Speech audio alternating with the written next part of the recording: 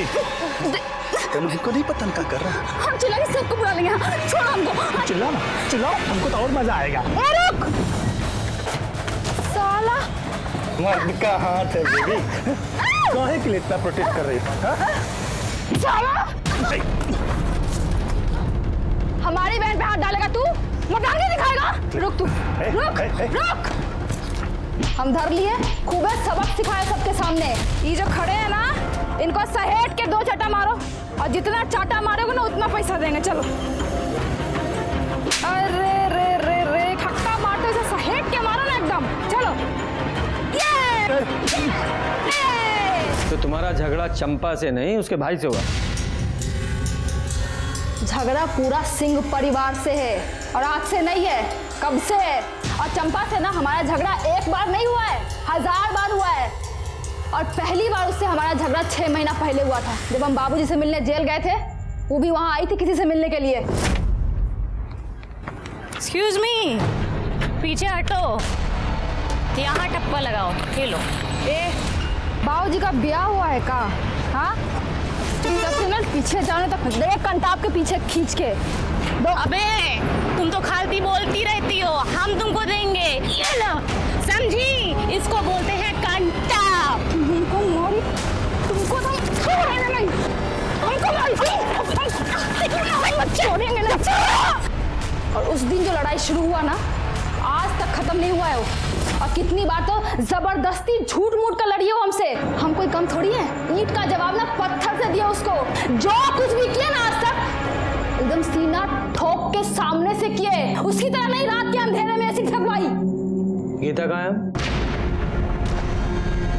बेटा बहुत बुरा हुआ तुम्हारे साथ। अच्छा एक बात बताओ, जिसने तुम पर एसिड फेंका तुमने देखा था उसे? तू रोना शुरू मत कर। हाँ, सब सच बता। वो जब हम दरवाजा खोलने गए तो बाहर कोई नहीं था, ये देखने के लिए कि बाहर कौन है। जब हम बाहर गए तो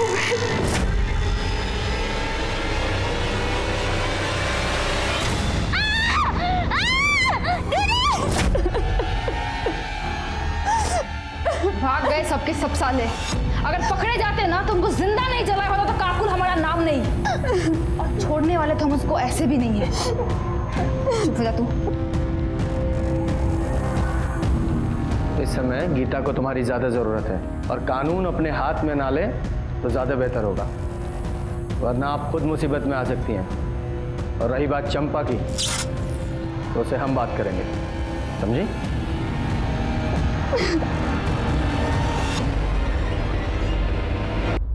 सर अभी चंपा के घर चलना है क्या? विजय अभी तो लेट हो गया है। वैसे भी 8 बजे के बाद किसी महिला से तो पूछताछ कर नहीं सकते, कल सुबह बात करते हैं।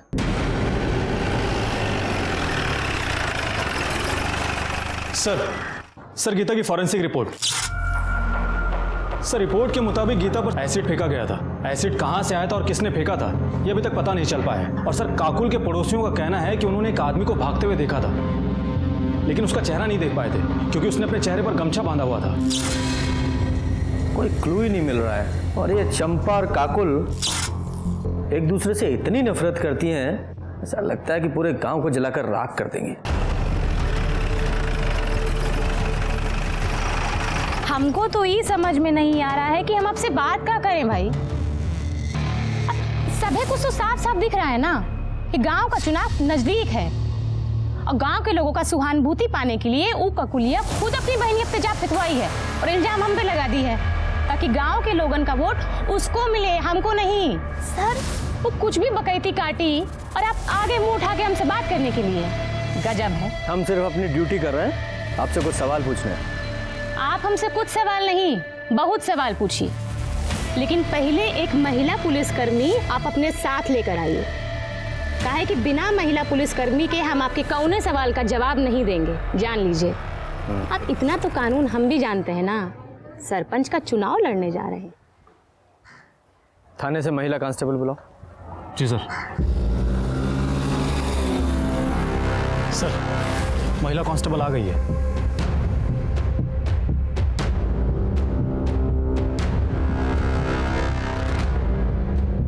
तो चंपा जी। 1 मिनट सर। रवि, जरा हमारी पूछताछ का वीडियो बनाओ ना।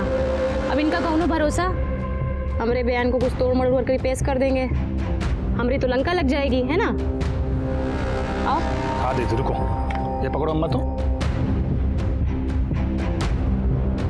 हो गई तैयारी? जी दरोगा जी। सवाल पूछे? हाँ हाँ, पूछिए पूछिए। जब गीता पर एसिड फेंका गया तो आप कहाँ थी? हम अपने घर में थे, खाना खा रहे थे। हमारी अम्मा और भैया से पूछ लीजिए। गीता पर एसिड किसने फेंका? हमको कैसे पता होगा किसने, काहे, क्यों एसिड फेंका? गजब बात कर रहे हैं। आपको नहीं पता, लेकिन आपको कोई अंदाजा है? नहीं हो सकता है कि काकुल और गीता से किसी का झगड़ा हुआ हो, या फिर गीता के साथ किसी ने बदतमीजी की हो और बदला लेने के लिए एसिड फेंक दिया गया। देखिए सर, घुमा फिरा के बात करना हमको आता नहीं। अगर हमरे खिलाफ कोनो सबूत है ना तो उसको पेश करिए। अब ऐसा तो नहीं है कि काकुल कुछ भी बोलेगी और हम मान लेंगे। वो कहेगी हम अपराधी हैं, तुम अपराधी हैं, और आप चले आएंगे उसकी बात सुन के हमको हथकड़ी लगाने आ गए हमको। देखिए, आप सर से तमीज से बात कीजिए, वरना क्या जबरदस्ती कबूल करवाओगे? हैं? हम जानते थे तुम लोग ऐसा ही करोगे, यही मारे हम वीडियो निकलवा रहे हैं।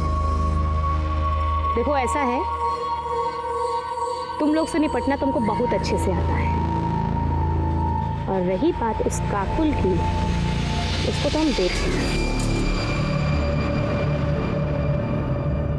सर हमको तो लगा था ये काकुल बदतमीज है, पर ये चंपा तो उससे 2 कदम आगे ही निकली। सब पावर का नशा है, वो भी उस पावर का जो इन्हें मिली नहीं है। या ऐसा भी हो सकता है कि ये इसने कुछ किया ही ना हो, इसलिए इतनी कॉन्फिडेंट है। खैर जो भी है, सच्चाई तो पता लगानी ही पड़ेगी ना। काम करो, अपने सारे खबरियों का अलर्ट करो और इस चंपा के सारे कॉल रिकॉर्ड और मोबाइल लोकेशन निकलवाओ। सर कहीं ऐसा तो नहीं कि हमारा फोकस इन दोनों लड़कियों पर है, जबकि इन दोनों की दुश्मनी का फायदा कोई तीसरा ही उठा रहा हो? मतलब सरपंच का कोई तीसरा उम्मीदवार?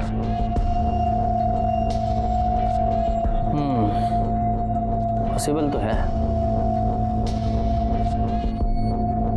चेक करो कोई ऐसा एंगल है क्या। Yes sir.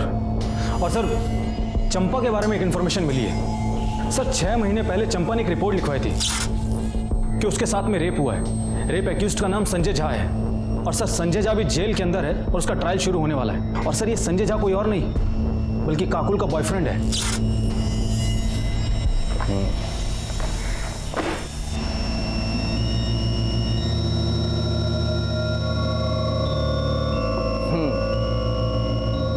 हर बार आपको वीडियो बनाना पड़ता है ना, तो इस बार हम वीडियो बनाएंगे।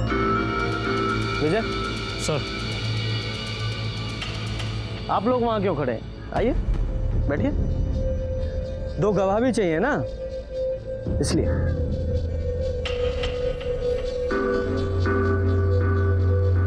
अरे हाँ, आपको कुछ और भी चाहिए होता है ना, लेडी कांस्टेबल। मैडम आप भी आइए फ्रेम में। विजय सब है ना फ्रेम में? हाँ सर, सबके सब फ्रेम में है। सब ठीक है? तो अब बताइए कि संजय झा का क्या मामला है? मामला तो ये है सर कि जितनी कमीनी ये काकुल है ना, इससे दर कमीना और लिच्चड़ इंसान इसका यार है। हमको बोला कि हमारे और काकुल के घर की दुश्मनी को खत्म करवाना चाहता है। काकुल को समझौते के लिए मना लिया है और हमको समझौते के लिए लेने आया है। अब यहाँ तक तो सारी बातें ठीक थी, उसके बाद वो हमको एक उजाड़ खाने में ले गया।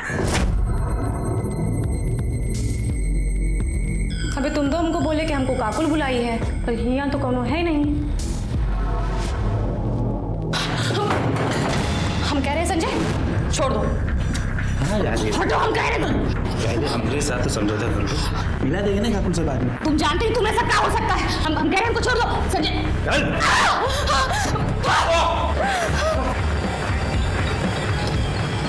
तुम किससे पंगा लिए हो? मार डाले जाओगे और मार के काट डाले जाओगे, समझे?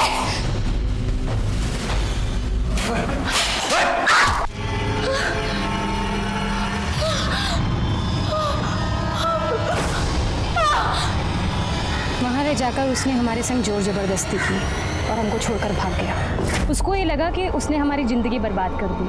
हम घर जाके रोएंगे, टूट जाएंगे, और पुलिस के पास जाने के लिए तो हम सोचेंगे भी नहीं, पर ऐसा कुछ नहीं हुआ। हमने पुलिस के पास जाने का तय किया और आपको मालूम है जिस दिन हम रिपोर्ट लिखवाने जा रहे थे ना उस दिन हमको धमकी भी आई थी, पर हम डरे वरे नहीं, सीधा वो अंदर दोषी साबित हुआ है। वो अगले महीने उसकी पेशी। ये संजय कौन सी जेल में? पटना। जी अरे साहब आप जानते नहीं हो चंपा को, बहुत ही घात चीज़ है वो, झूठा आरोप लगा के हमको अंदर करवाई है साहब। मतलब तुम वहाँ चंपा को काकुल से मिलाने नहीं लेके गए थे? वहाँ क्या साहब, हम उसको कभी कहीं नहीं लेके गए। उस घर में भी उसी ने हमको बुलाया था कि वो काकुल के साथ समझौता करना चाहती है, पर उसकी एक शर्त थी। वो शर्त बताने के लिए हमको वहाँ बुलाई थी साहब, कि हम काकुल को मना सके। लेकिन साहब जब हम वहाँ पहुँचे तो हमने देखा चंपा।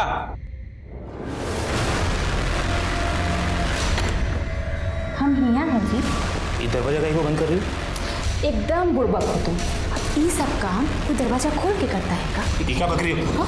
अब तुम जबरदस्ती करोगे और वो दरवाजा बंद करके। अभी चलिए ना, चलिए।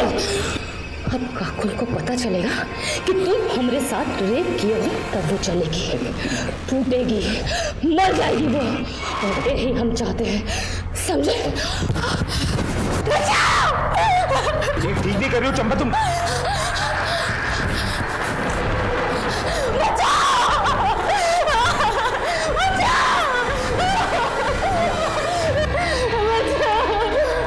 क्या हुआ? ऐसे ये शैतान हमरे संग जोर जबरदस्ती किया है, हमको कहीं का मुंह दिखाने लायक नहीं छोड़ा। पकड़ो इसको। ऐसे तैसे हम जान बचा के वहाँ निकले। हमने 1000 बार सबसे गिड़गिड़ाया कि हम निर्दोष है, लेकिन पुलिस ने हमारी एक न सुनी और हमें अंदर कर दी। हम बता रहे साहब वो बहुत चालाक है, उसने बहुत गहरी चाल चली हमारे खिलाफ। लेकिन चंपा को ये सब करने की क्या जरूरत थी? क्योंकि वो काकुल का जीवन नरक बनाना चाहती थी साहब। हम दोनों शादी करने वाले थे, हम बहुत खुश थे साहब, लेकिन एक खुशी उसको देखी नहीं गई और उसने हमको फंसा दी साहब। सर चंपा रेप केस की फाइल। सर मेडिकल रिपोर्ट के मुताबिक चंपा के साथ में रेप तो हुआ था, लेकिन स्मेन ट्रेसेस नहीं मिल पाए जिससे ये साबित हो सके कि उसके साथ में रेप संजय झा ने किया हो सकता है उसने बहुत ही चालाकी के साथ किया हो कि सबूत ही ना मिले, कंडोम वगैरह पहना होगा। उसे अरेस्ट किस बेस पे किया गया था? सर बाकी एविडेंस के बेस पे, मोबाइल लोकेशन और आसपास के लोगों के बयान पर, जिन्होंने उस वक्त उसको वहां पर देखा था। मामला भी कोर्ट में कुछ कह नहीं सकते हैं। वैसे लोग दुश्मनी पूरी ईमानदारी से निभा रहे हैं। हाँ, दुश्मनी से याद आया, तुम्हारे थर्ड पार्टी एंगल का क्या हुआ? सर मैंने तहसील ऑफिस में जाकर पता किया था, चंपा और काकुल के अलावा सरपंच के लिए किसी ने नॉमिनेशन फॉर्म भरा ही नहीं है। अच्छा, तो फिर तीसरा कौन हो सकता है?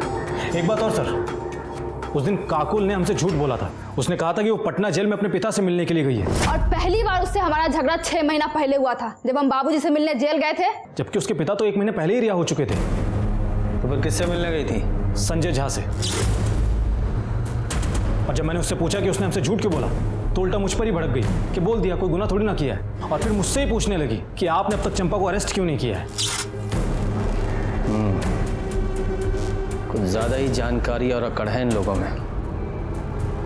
आज सबूत नहीं है हमारे पास, वरना अकड़ तो ढीली कर देते इनकी।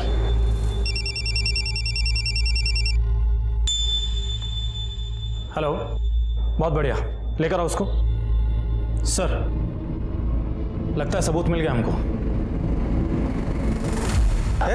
चलो साहब आ गए, चल। सर ये मनोज महतो है। हमारे खबरी ने इसको शराब के ठेके पे बोलते हुए सुना था कि एसिड अटैक से बदला लेना बहुत आसान होता है, जिंदगी भर तक याद रखता है। हमारे खबरी ने हमको इन्फॉर्म किया और हमारी टीम इसको वहां से उठाकर ले आई। किससे बदला लेना था? साहब हमने किसी से बदला नहीं लिया और न ही हमको लेना है। तो फिर वो ठेके पर वो एसिड अटैक का क्या राग लाप रहा था तू? साहब वो तो ऐसे ही 3-4 लोग बैठे थे, तो उनके बीच में कॉलर टाइट करने के लिए ऐसे बोल दिए साहब। हंसी में कुछ किए नहीं है। गीता पे एसिड अटैक क्यों किया था? कौन गीता साहब? इसका नशा ऐसे नहीं उतरेगा, अपने तरीके से को बुलवाओ। सब याद आ गया साहब, साहब याद आ गया साहब। 10,000 रुपया मिला था हमको। ऑफर किसने दिया था? वो चंपा सिंह ने साहब। तो ये चंपा ने गीता पे अटैक क्यों करवाया? वो साहब हमको नहीं मालूम है, हम तो सिर्फ पैसा के लिए काम किए हैं।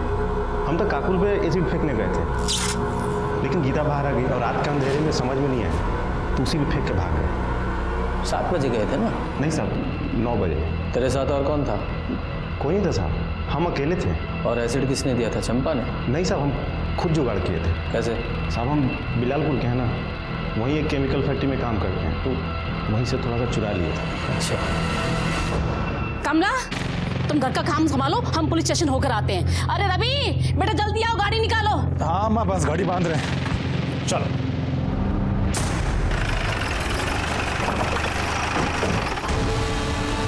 अच्छा हुआ आप लोग आ गए, हम अभी आपके पास ही आ रहे थे। किस लिए? चंपा कल से घर नहीं लौटी है। किसी का फोन आया था, बोल रही थी हम आते हैं और अभी तक नहीं आई है। किसका फोन आया था? पता नहीं किसका आया था, हमको तो बड़ी चिंता हो रही है। जाओ पूरे घर की तलाशी लो। अरे तलाशी सर, कुछ नहीं मिलेगा, हम कह रहे हैं, हमारा यकीन कीजिए ना। कैसे यकीन करें? क्या पता फोन का बहाना बना रहे हो आप लोग और वो घर में छुपा के रखा उसको। भेजा, चंपा को फोन लगाओ। सर, अरे सर फोन स्विच ऑफ है, हम लोग कितना बार ट्राई किए, सुबह से ट्राई कर रहे हैं।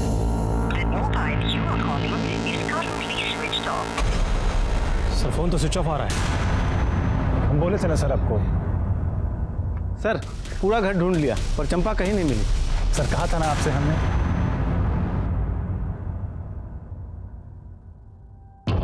आखिरी बार पूछ रहे हैं, बता दो कि चंपा कहाँ है, वरना उसके साथ साथ तुम दोनों भी अंदर जाओगे। सर हम तो तब बता पाएंगे ना जब हमको खुद पता होगा। साहब हम सच कह रहे हैं, चंपा घर पर नहीं है, वो कल से घर लौटी ही नहीं है। हमें लग रहा था कि चंपा को किसी तरह से पता चल गया है कि उसने जिसे एसिड अटैक की सुपारी दी है वो हमारी गिरफ्त में है और उसके खिलाफ हमारे पास सबूत है, इसलिए वो फरार हो गई। उसे पकड़ने के लिए हमने पूरे स्टेट में उसके फोटो सर्कुलेट करवाए, अर्जेंट बेसिस पे उसकी CDR रिपोर्ट निकलवाई, हर वो काम किया जिससे जल्द से जल्द हम उस तक पहुंच सकें। हम उस तक पहुंचे भी, लेकिन उस तरह नहीं जैसी कि हम कोशिश कर रहे थे।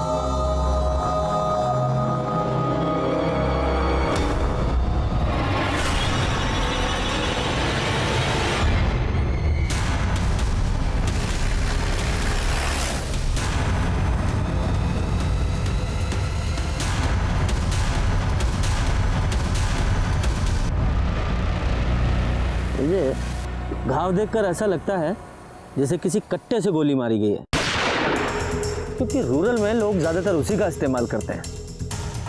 विजय, बॉडी को पोस्टमार्टम के लिए भेजो और आसपास के लोगों से पता करो कि किसी ने कुछ देखा है क्या। और हाँ, वो जो कट्टा सप्लायर है उसका भी पता करो कि उसने कट्टा किसको बेचा था। सर दो परिवारों के बीच की लड़ाई एसिड अटैक से शुरू होकर अब मर्डर तक पहुंच गई थी।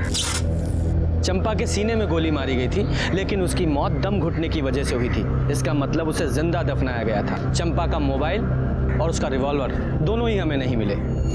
सर चंपा के call records. Sir call records के मुताबिक चंपा का फोन शाम को 7 बजे स्विच ऑफ हो गया था।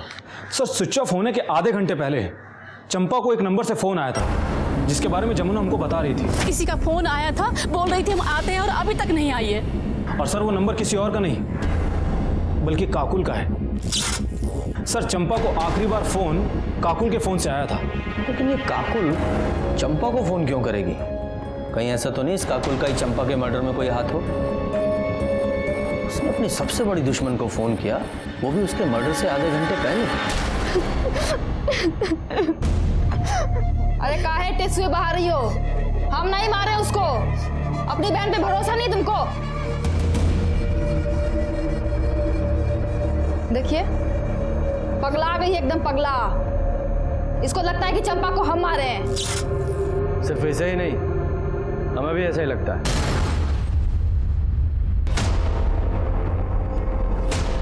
चलो थाने में चलकर विस्तार से बात करते हैं।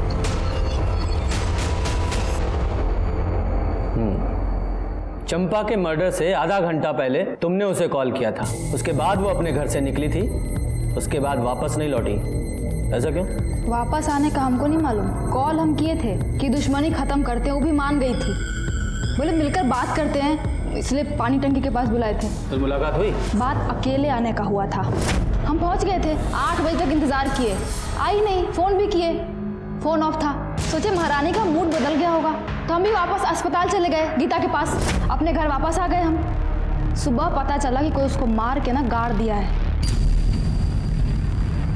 इतना दुख हो रहा है ना हमको, एकदम बदला लेने का जो मन था ना एकदम पूरा नहीं हो पाया हमारा। ऊपर से हमारी बहन दिमाग खा गई है हमारा कि हमने चंपा को मारा है, मानने को तैयार ही नहीं है वो। विजय, जरा पता लगाओ कि ये सच बोल रही है या झूठ।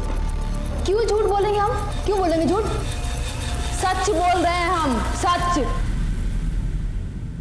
अगर काकुल सच बोल रही है कि उसने चंपा को नहीं मारा, तो फिर ऐसा कौन है जिसके पास चंपा को मारने का मोटिव हो? सर, काकुल के कॉल रिकॉर्ड्स के हिसाब से तो वो सच ही बोल रही है, क्योंकि उसके मोबाइल लोकेशन में साफ दिख रहा है कि वो शाम को 7 बजे हॉस्पिटल से पानी की टंकी के लिए निकली ज़रूर थी और 7:15 से 8 बजे तक वो वहीं पर ही थी। उसके बाद में हॉस्पिटल आ गई थी और सर वो क्राइम स्पॉट के पास में भी नहीं गई जहां पर हमको चंपा की लाश मिली थी।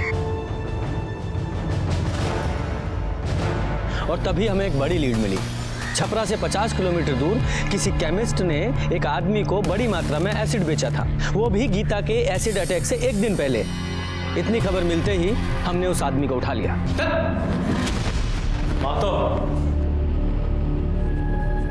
यही है ना वो जिसे तुमने एसिड बेचा था? नहीं सर, ये वो आदमी नहीं है। वो लड़का तो बहुत कम उम्र का था, लगभग 20 के आसपास उसकी उम्र होगी। अच्छा, तुमने कहा था कि उस लड़के ने अगले दिन तुम्हें फोन किया था। जी, तुम्हारे फोन में उसका नंबर होगा, विजय को नोट कराओ। जी विजय, इस नंबर के सारे कॉल रिकॉर्ड्स और लोकेशंस निकालो। जी सर।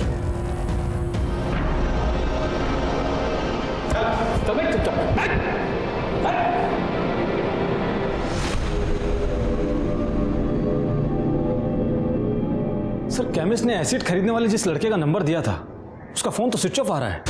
सर, केमिस्ट ने जो नंबर दिया था उसका कॉल डिटेल्स और मोबाइल लोकेशन आने में तो अभी टाइम लगेगा, लेकिन ये पता चल गया है कि वो नंबर ललन यादव नाम के कुख्यात अपराधी का है और सर उसका एड्रेस भी पता चल गया सर।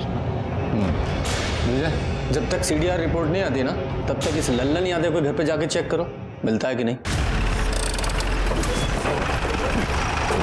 ललन घर पे नहीं है साहब, हम उनकी पत्नी है। हमको बताइए ना क्या बात है। अच्छा, ललन घर से कब गया था? 10-12 दिन हो गए साहब, एक फ़ोन भी नहीं आया। हम तो खुद ही परेशान हैं। सर ललन अपने घर पर नहीं मिला है, लेकिन हमने अपना एक कांस्टेबल 24 घंटे सिविल में नजर रखने के लिए तैनात कर दिया है। शायद अपने बीवी बच्चे से मिलने के लिए आए और फिर हमारे हाथ लग जाए। ये लल्लन अपने घर जब आएगा तब आएगा, लेकिन उसके कॉल डिटेल्स आ गए। ये देखो, इस लल्लन यादव का फोन गीता के एसिड अटैक से अगले दिन से ही, यानी कि 17 तारीख से ही बंद था। उसने चंपा से कभी भी बात नहीं की थी। और एसिड अटैक के 2 दिन पहले से जिस नंबर से लल्लन की सबसे ज्यादा बात हुई है वो है गीता यादव का। क्या सर, गीता अपने ऊपर एसिड अटैक क्यों करवाएगी? तो मनोज अब तक हमसे झूठ बोल रहा था कि चंपा ने उसे एसिड अटैक की सुपारी दी थी। अब कॉल रिकॉर्ड से तो ऐसा ही लग रहा है। अब मुझे समझ में आ रहा है कि जब हम केमिस्ट को मनोज से मिलवाने लेकर गए थे तो मनोज की हालत क्यों खराब हो गई। सच बोल, सच। सर, हमको बिल्कुल समझ में नहीं आ रहा है कि आप क्या पूछ रहे हैं साहब। अच्छा, समझ में नहीं आ रहा है, ठीक है, तो हम तेरी मदद करते हैं। दोबारा पूछते हैं, गीता पर एसिड अटैक तूने किया था? हाँ सर। कितने बजे? 9:15 बजे। नहीं, 9 बजे या 9:15 बजे? 9:15 बजे साहब। सर ये झूठ बोल रहा है, इसने अपनी स्टेटमेंट में 9 बजे का टाइम लिखवाया है।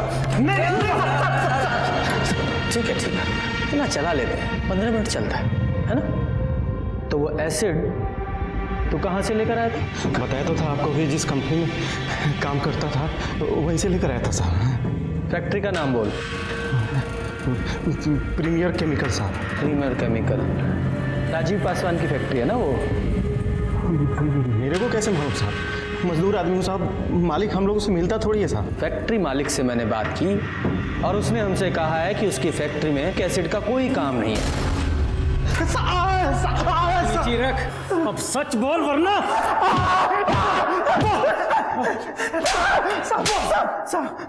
किसके कहने पर झूठ बोल रहा है? हाँ, बता रहे साहब, बता रहे।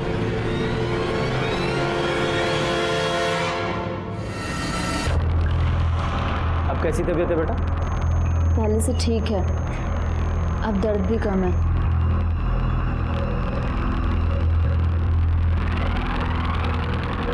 ये फ़ोन तुम्हारा है? हाँ।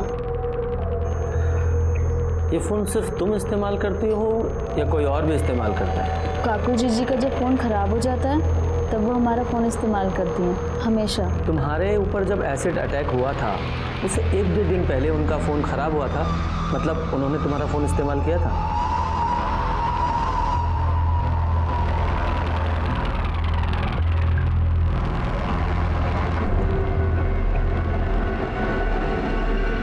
सुनो,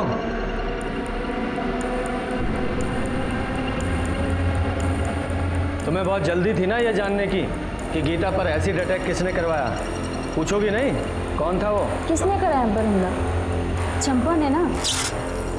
नहीं, चंपा ने नहीं, तुम्हारी सगी बहन काकुल ने। उसने तुम पर एसिड अटैक करवाया, मनोज महतो नाम के आदमी को सुपारी देकर। हम ही जानबूझकर पकड़वाए थे मनोज को, फंसाना चाहते थे चंपा को हम। कुछ महीना जेल में काटने के लिए ना मनोज को अच्छा खासा रकम दे रहे थे हम।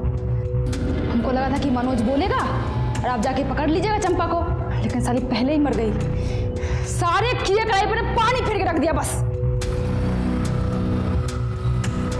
ये मनोज और लल्लन दो लोग क्यों? मनोज अपराधी प्रवृत्ति का नहीं था, हमको पता था कि वो नहीं करेगा, और लल्लन जेल जाने को तैयार नहीं था। तो हम मनोज को मनाए चंपा को फंसाने के लिए और लल्लन को गीता पर एसिड फेंकने के लिए। वो जो प्रिंसिपल वाला लेटर था ना, वो भी हम ही लेके आए थे, और गीता के फोन से लगातार बात कर रहे थे उससे। उस दिन भी हमने ही कॉल किया था एसिड फेंकने के लिए। अपनी सगी बहन को तुमने एसिड फेंकवाया, उसका ये हाल किया सिर्फ चंपा से बदला लेने के लिए? असल कारण ना चंपा को जेल भेजना नहीं था, संजय को बाहर निकालना था। हम सोचे थे कि चंपा को गीता के एसिड वाले केस में फंसाएंगे और फिर उसके साथ एक सौदा करेंगे। तुमको करना का है कि जो कोर्ट में जज साहब के सामने ये बोलना है कि तुम हमसे बदला लेने के लिए संजय को बलात्कार वाला केस में फंसाई हो, ठीक है? और उसके बदला में फिर हम सोचेंगे कि गीता वाला जो केस है ना हम वापस ले लें। तो क्या कहती हो? ठीक है, हम मिलके बात करते हैं। हाँ, अभी मिलते हैं। वो पुराना पानी का जो टंकी है वहाँ पे। ठीक है। संजय झा ने वाकई चंपा का रेप किया था? हमारे कहने पे किया था वो, हम ही करवाए थे। मानसिक रूप से ना उसको एकदम तोड़ना चाहते थे हम, उसकी भावनाओं को ठेस पहुंचाना चाहते थे ताकि दोबारा हमारे सामने खड़े होने की ना उसकी हिम्मत नहीं हो। लेकिन हुआ क्या? हमने सोचा था कि पुलिस के पास नहीं जाएगी, लेकिन वो गई और संजय को जेल हो गया। हमको तो छुड़वाना था ना, हमारी वजह से गया था वो जेल। उसको तो बाहर निकाल नहीं पाई, अब खुद अंदर जा रही हो। संजय और अपनी सगी बहन की जिंदगी बर्बाद करके अब जेल में बैठ के लड़ना चुनाव। लेके जाओ इसे। एक मिनट सर। हेलो, ठीक है सर, लल्लन को अरेस्ट कर लिया है और उसने इस बात को कबूल कर लिया है कि काकुल ने ही गीता पर एसिड अटैक की सुपारी दी थी। Very good. एसिड अटैक का केस तो सॉल्व हो गया, लेकिन मर्डर केस सॉल्व होना अभी बाकी था। तभी हमें एक बड़ी लीड मिली। जिस कट्टे से चंपा को गोली मारी गई थी उसके सप्लायर को हमने ढूंढ लिया था, जिसने हिस्ट्री शीटर भोला पांडे का नाम हमें बताया था।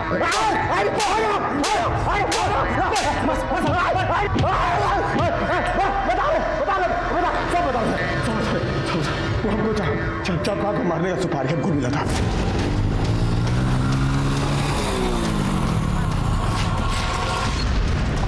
क्या कर रहे हैं बे?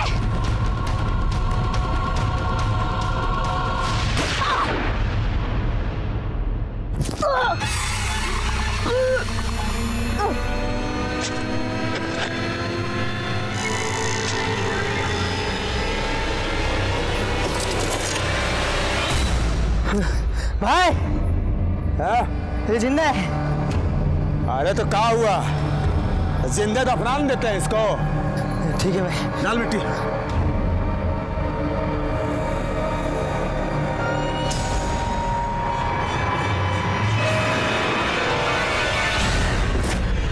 चंपा की गन और उसका फोन कहाँ है? हाँ, उसका गन तो हम सर बेच दिए, फोन हम नदी में फेंक दिए सर। सुपारी किसने दी थी? सुपारी हमको कृष्ण चंद झा। कौन किशन चंद झा? सर किशन चंद झा तो संजय झा का बाप है, वही है ना?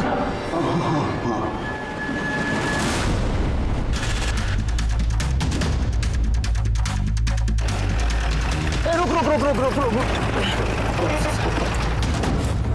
अरे बैग वैग लेके कहाँ जा रहे हो? साहब बस लिफ्ट चाहिए? अरे तो पूछना क्या है, बैठिए हम छोड़ देते हैं।